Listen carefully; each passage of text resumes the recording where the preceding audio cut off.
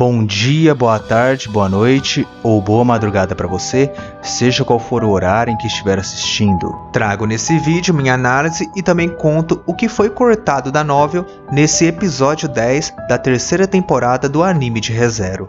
E o episódio começa como? Daquele jeito, né? Com a Capela, nossa querida arcebispa da luxúria, chegando para confrontar o Felix. E ela foi conferir a situação da Crush e viu que a Crush perdeu pro sangue dela, o que era o esperado. Só avisando que não tem muitas diferenças relevantes para essa cena, a não ser que a ordem foi trocada. Ela não acontece exatamente nesse momento na novel. Assim como no vídeo da semana passada, e assim como na primeira parte da terceira temporada do anime, eu elogio o diretor. Essas trocas de evento são muito boas. Não que necessariamente o anime é melhor do que a novel, porém, como é uma mídia diferente, é um audiovisual e eles têm menos tempo, o diretor consegue unir o útil ao agradável, e está bem natural a progressão das cenas, a maneira como está. Pra mim, está ótimo. E voltando-se à cena, a Capela daquele jeito, tentando dar aquela mini torturadinha no Felix, aquela pressão. Ela sentia prazer naquilo, porque o Felix, sem chance com a Capela, né? Tentou atacá-la, só que zero efeito. Aí a Capela, toda sádica, se transformou na Crush e ficou brincando com os sentimentos do Felix. Só que a conexão do Felix com a Crush é bem mais profunda do que aquilo que a Capela tentava atingir. Então aquela tática vil não funcionou. Algo que não era segredo para ninguém, principalmente para quem já leu o Re:Zero Volume X1. E a Capela, vendo que não ia conseguir atingir o emocional do Felix, ela tentaria torturá-lo aos poucos até matá-lo. Só que já era uma estratégia. Quem estava na cama não era a Crush, mas sim a Anastácia disfarçada. E vem uma magia de luz na cara da Capela. Um ataque surpresa bem preciso. E a Capela realmente ficou bem machucada. Só que é como eu já disse, até no meu vídeo da parte 2 dos arcebispos, ela tem uma regeneração muito alta. E vocês perceberam que foi utilizada uma magia Yang, uma magia de luz, especificamente um Jeweld. Eu não mando spoilers nos meus vídeos sobre os episódios semanais. Então a única coisa que eu me limito a dizer é para vocês prestarem atenção e guardarem bem essa cena pro futuro. E por mais que a regeneração da Capela seja apelão, a Anastácia tinha um plano e a Capela caiu na armadilha. E caiu lá embaixo.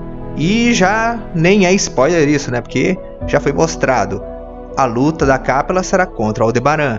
E meu amigo, eu já adianto, na novel, essa é a minha luta favorita do arco 5. E o motivo eu só poderei falar após essa luta ser adaptada. Ansioso para isso. No geral, a minha opinião para toda essa cena, eu não tenho nada a reclamar. Para mim não é lá aquela coisa extremamente marcante assim. O que me importa é justamente a luta que vem a seguir. Só que foi bem adaptado. Mas o que interessa mais para esse vídeo, que todo mundo esperou uma semana para ver adaptado, é a parte do Regulus e do pessoal.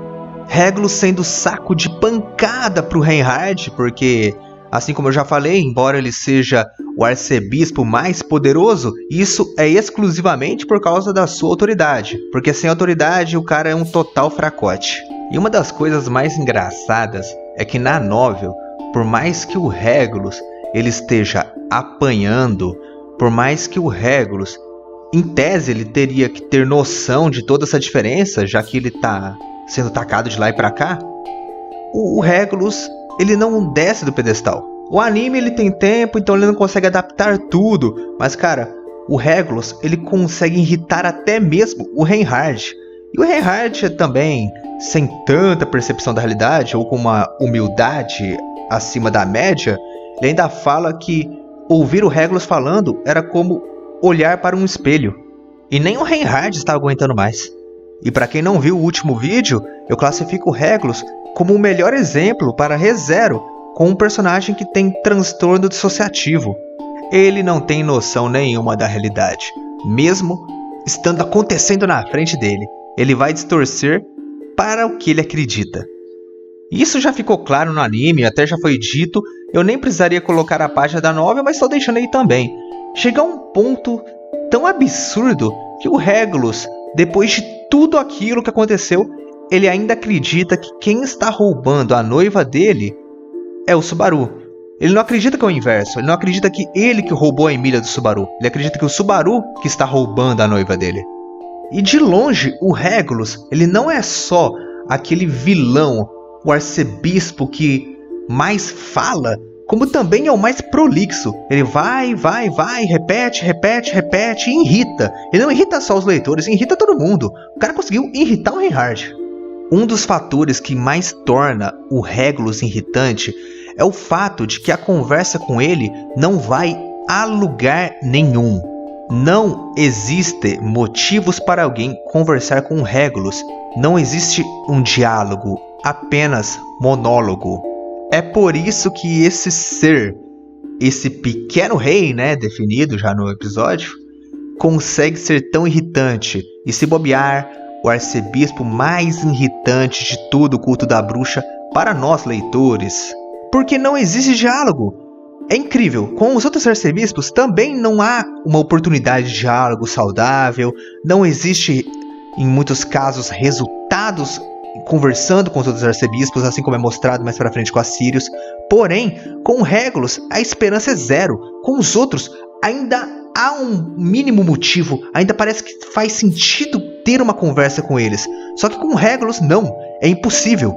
E isso afeta bastante a gente, porque por mais que os arcebispos sejam pessoas caricatas, exageradas, isso ainda é inspirado na nossa realidade.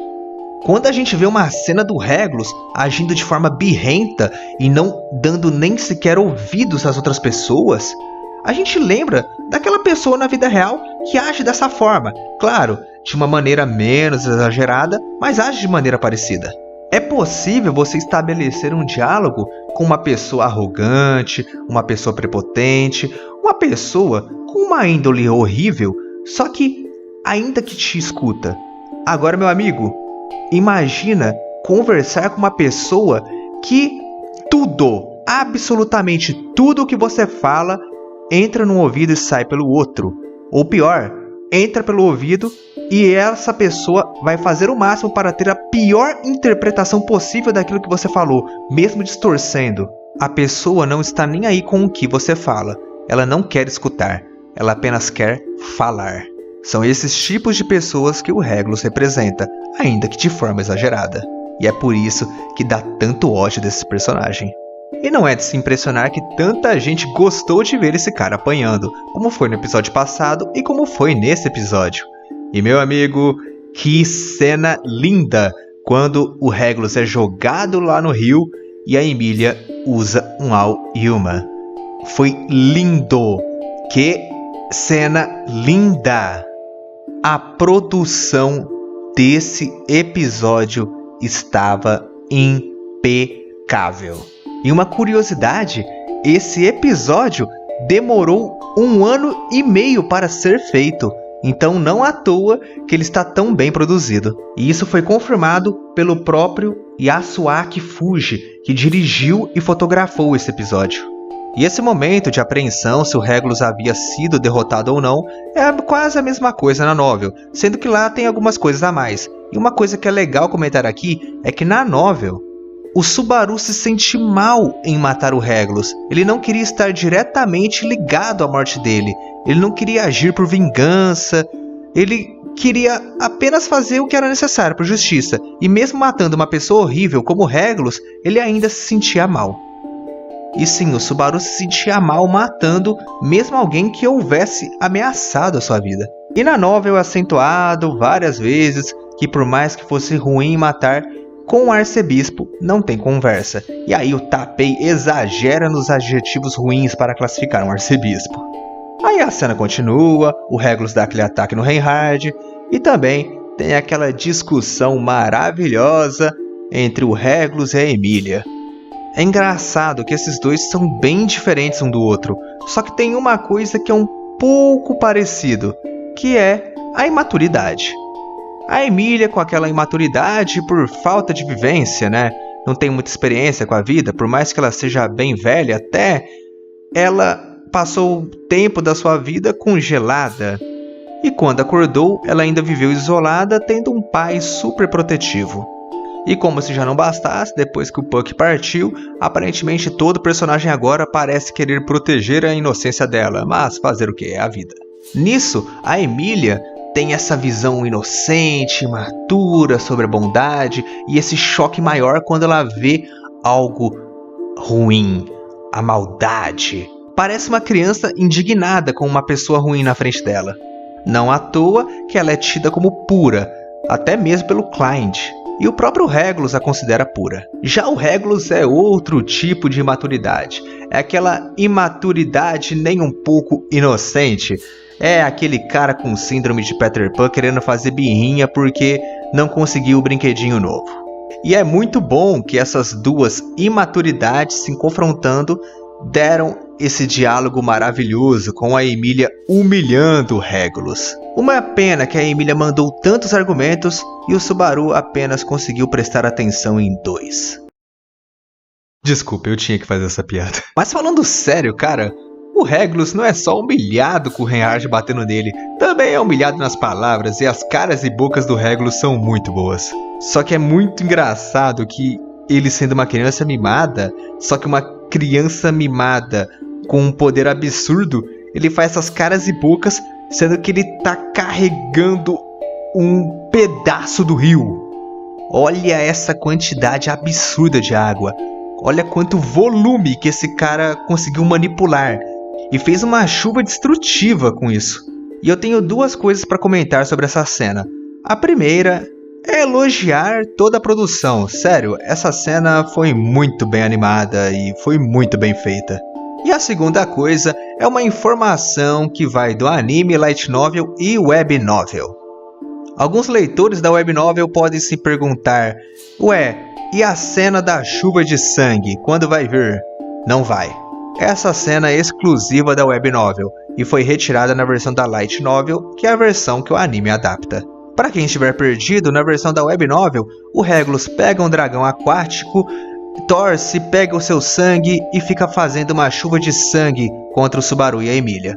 Só que essa cena é exclusiva da web novel. Galera, acréscimo de última hora, também tô deixando a página da web novel aí para vocês acompanharem. Eu censurei porque na web novel é mais pesado, o Regulus chama de uns nomes mais pesados que talvez algumas pessoas não gostariam de ler. Mas caso alguém queira conferir, é só ir no capítulo 52 do arco 5 da web novel. Nisso tem a cena da patinação no gelo, que foi muito legal de acompanhar. E também deixo essa cena aí, que é um diálogo entre a Emília e o Regulus. E a Emília falando como o Regulus tratava mal as esposas, e que não era errado sorrir. Aí o Regulus, ele solta essas pérolas dele, que pelo amor de Deus, cara, não dá não. Regulus, nem sei o que dizer mais sobre esse cara, é desanimador. E é engraçado, cara, porque enquanto o Subaru e a Emília estão tendo que fazer esforço, né? Eles patinando de maneira elegante, o Regulus todo travado, não fazia sentido, né? A maneira como ele andava, o ritmo que ele estava, era destoante. Mas isso era devido à sua autoridade. E eventualmente o Regulus iria alcançá-los, então a Emília foi atacá-lo com uma abundância de poder. Tá bom, desculpa, parei com as piadas. É porque não tinha como evitar essa piada, cara. Olha onde eles focaram. E pra completar, olha onde a Emília mirou, no saco do Regulus. E Emília zero compaixão. Eu sei que a gente odeia o Regulus, Emília, mas calma lá. Se o Regulus não tivesse autoridade, a dor que ele iria sentir. Se bem que, coitado, né? A autoridade dele protege esse lugar, mas também inutiliza, né? Infelizmente. Coitado. Coitado nada. Merecido, se ferra aí. Subaru então, ele usou o chicote. E é legal que na novel, quando o Subaru lhe usa o chicote, ele sempre menciona o Client, que foi o homem que o ensinou a usar aquela arma. E com isso, o Subaru e a Emília saem de lá, resultando-se no Regulus batendo na ponte e depois caindo no rio. As cenas vão prosseguindo, vão sendo da mesma forma, tanto na novel quanto no anime, até que chega no famigerado momento que o Subaru começa a perguntar algumas coisas para Emília. Ela primeiro fala a respeito da pergunta do Regulus, se ela era virgem ou não, que deixa o Subaru bravo, só que depois menciona outras coisas sobre o pequeno rei. E é aí que o Subaru ele tem um pensamento a respeito sobre o nome dos arcebispos, que todos são nomes de corpos celestes do mundo dele. E avisando os leitores da Light Novel, aqui no Brasil a tradução licenciada colocou Betelgeuse com um B para o nome do personagem. O oficial é Betelgeuse com P. Esse é o nome do personagem. Betelgeuse com B é o nome da estrela. É para ser errado mesmo. É a intenção do autor que fosse errado. Betelgeuse com P e o nome da estrela Betelgeuse com B, que é realmente a estrela Betelgeuse. E eu acentuei isso porque foi através desses seus conhecimentos de astronomia, ele fez a tradução do latim, que ele fez uma comparação com os poderes de Betelgeuse. E assim, ele foi comparando o nome Regulus e tentando descobrir os seus poderes. Para quem não entendeu muito bem, o que acontece é que se o nome do Betelgeuse vinha da estrela Betelgeuse, então a origem era uma palavra em árabe que significava mão de Jausa. E isso era algo a ver com a autoridade do Betelgeuse, que eram as mãos invisíveis dele. Dessa forma, o Subaru foi fazendo a mesma coisa com o nome do Regulus, buscando o significado e tentando entender os seus poderes. No início, ele pensou que não seria possível, mas depois que ele viu que Pristella tinha arquitetura japonesa, aí que ele resolveu tentar. Aí que ele faz a pergunta para Emília o que ela sentiu no momento que o Regulus a agarrou pelo pescoço, e a Emília dando aquela resposta que o Subaru pergunta para o Reinhard se ele consegue confirmar se o coração do Regulus está batendo ou não. E aí a cena passa para ela, a minha arcebispa favorita do culto da bruxa, Sirius Romani Conte, a arcebispa da ira. Eu vou ser sincero que a animação do fogo não é algo que eu gosto tanto, eu não sei porquê, eu não entendo tanto dessa parte, mas eu não gosto muito da animação do fogo. Mas eu gosto dos vestígios, das faíscas que vem na animação após isso, é uma coisa interessante. Não sei porquê, tipo, do fogo em si eu não sou muito fã, mas dos efeitos que estão presentes com os personagens falando eu gosto, eu acho bem bonito. E é muito legal que conforme elas vão conversando, o anime ele conseguiu passar perfeitamente aquela mesma sensação que a gente tem na novel. A Liliana ela vai conversando normalmente e parece que está tudo bem, está tudo normal. Só que aí aos poucos você vai notando que a Liliana está sob o efeito da autoridade da ira. Isso é muito bacana e o anime ele consegue passar perfeitamente essa progressão. E finalmente a galera que só assiste o anime presenciou a famosa cena da Priscila beijando a Liliana para livrá-la do efeito da autoridade. Deu certo, a Liliana saiu do efeito, percebeu que não era um sentimento dela, o que deixou a Sirius indignada, como quebrou o laço do amor. E aí trouxe outras pessoas que estavam sob o efeito da autoridade.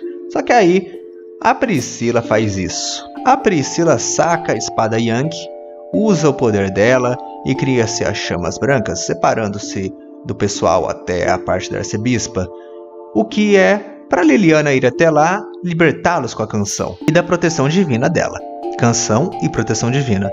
Esses são os truques para livrar da autoridade da ira. Eu iria falar algumas informações a mais, até colocar umas cenas da novel, só que eu acho que não será cortado, é apenas mudança na ordem dos eventos. Então, se não for comentado no próximo episódio, eu comentarei no próximo vídeo. O que é legal comentar é que a Sirius provocou a Priscila.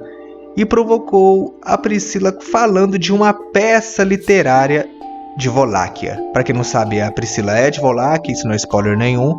E ela usou essa provocação. Ela mencionou Íris e o Rei dos Espinhos. E meu amigo, para quem já é mais avançado na novel, sabe muito bem o peso disso. Na novel essa cena já continua, só que eu vou seguir mais a parte do anime. Só que antes de eu falar novamente da cena do Regulus lá, eu comentarei uma coisa legal. Eu também estarei deixando aí páginas da novel que mostram, na versão da Light Novel, a narradora virando a Liliana. E isso aí é interessante. Na Light Novel ficou algo legal, é bacana. Na Light Novel ficou menos maçante para alguns. É porque algumas pessoas que são mais novas na comunidade ReZero não entendiam por que alguns fãs antigos odeiam a Liliana ou fazem piada com a Liliana. É porque na versão da web novel, a luta da Sirius e da Priscila é narrada pela Liliana da forma mais trágica possível. Cara, aquilo é horrível. Na versão da web novel, desculpa, é algo horrível. Eu não vejo, acho que ninguém elogiando aquilo, é tenebroso. E na light novel, o Tappei melhorou isso. Pra quem tiver interesse, vá no arco 5 da web novel e leia-se os capítulos 63 ao 67. Já na light novel é mais limitado a isso aí que eu estou mostrando aí na tela. Não é tão maçante como na web novel. E o anime, tendo essa ordem de eventos dele, coloca-se novamente a cena do Regulus, do Reinhardt. E claro, o Regulus, por mais que ele seja um fracote sem autoridade, a autoridade dele é forte pra caramba. E ele manda o Reinhardt pra longe. E cara, pra quem já sabe, cara, pra quem já leu o volume 19, é interessante ver esse take, cara, ver esse frame. É algo muito interessante. Vocês vão saber nas próximas semanas, na próxima ou nas próximas, e vão entender o que a gente tá falando. E o Reinhardt, ele conseguiu confirmar antes que o Regulus, o coração dele não bate. E conseguiu passar pela proteção divina da telepatia pro Subaru. Enquanto o Reinhardt vai pra longe, sabe-se aonde, né? Acho que é bem óbvio, pra ser sincero, né? Mas, pra quem não pegou, não vou falar expressamente para não mandar spoiler. E a Emilia some, vai pra algum lugar que eu sei, mas quem só vê o anime não sabe, por isso que eu não estou falando. E o Subaru fica conversando e provocando o Regulus. E meu amigo, a cara que ele fez quando o Subaru falou aquilo, cara, ele meio que já desvendando o poder dele. Ah, Regulus, aí não passa nem Wi-Fi. E o episódio acaba nessa cena maravilhosa?